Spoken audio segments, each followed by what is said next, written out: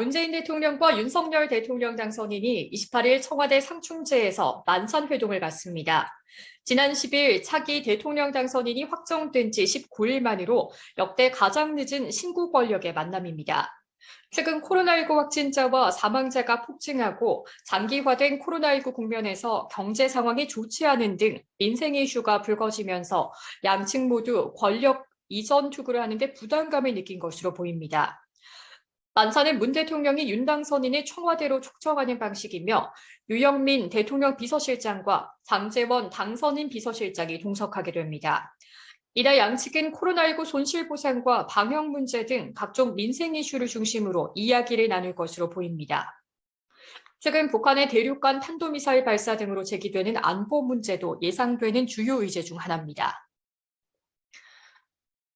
국세청이 플랫폼 배달 종사자, 학원 강사 등 인적 용역 사업자 약 360만 명 중 종합소득세 환급 대상자에게 직접 세금을 돌려주는 서비스를 시작했습니다.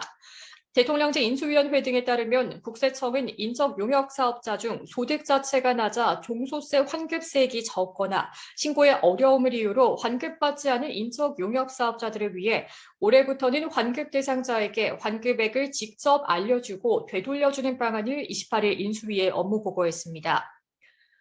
종소세 환급 대상자로 고집받은 납세자는 ARS 전화, 홈택스 등을 통해 자신의 계좌번호만 입력하면 실제 세액보다 많이 낸 원천징수세액 차감분만큼 돌려받게 됩니다.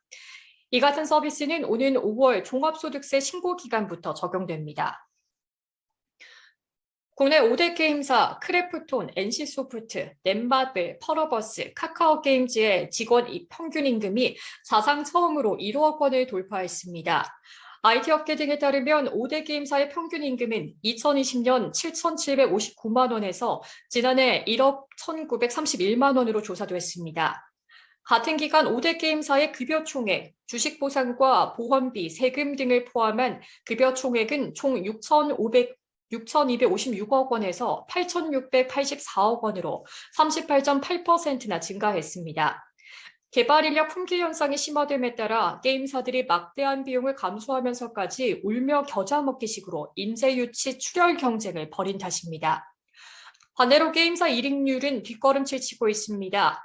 실제로 5대 게임사 영업이익률은 2020년 27%에서 지난해 16%로 급락했습니다.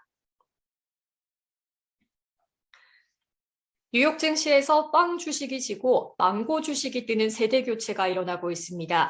지난 21일 매일경제가 새로 출범시킨 해외 투자 전문 채널 월가월부, 월가에서 월급 받는 부자 되기가 최근 투자 패턴을 분석한 결과 마벨과 AMD, 브로디컴과 아날로그 디바이스, 엔비디아와 글로벌 파운드리, 온세미컨덕터 등 7개 회사의 첫 글자를 딴 망고 주식이 주목받고 있습니다.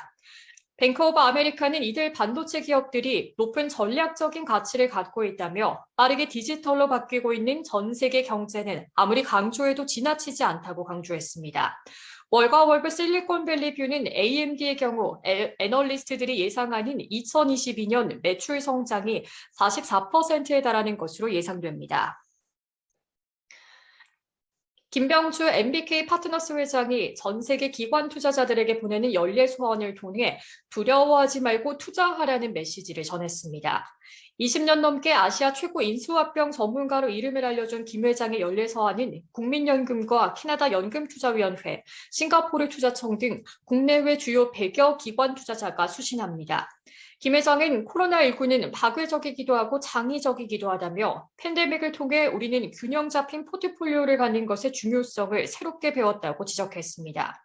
그는 격변이 기회를 가져온다는 수년간 우리가 경험했던 바를 공유한다며 MBK 파트너스의 파이프라인은 10여 년 전 시장의 마지막 격변기 때보다 더욱 견고해졌다고 자신했습니다. 대통령직 인수위원회 경제 2분과 인수위원인 고3 A팀 벤처스 대표가 제조업 뿌리 산업 강화와 B2B 스타트업 육성 정책을 펼칠 전망입니다. 관가에 따르면 고 대표는 인수위원으로서 산업통상자원부 및 생산기술연구원으로부터 제조업 뿌리 산업에 대한 자료를 요구했습니다. 이 과정에서 서울정보청사에 직접 방문해 뿌리 산업 브리핑을 들은 것으로 알려졌습니다. 생산기술연구원은 6대 제조업 뿌리 산업, 주조와 금형, 소성 가공과 용접 접합, 표면 처리와 열 처리를 담당하는 곳입니다. 뿌리 산업을 기반으로 고 대표는 향후 B2B 스타트업 육성 방안도 고민할 것으로 전망됩니다.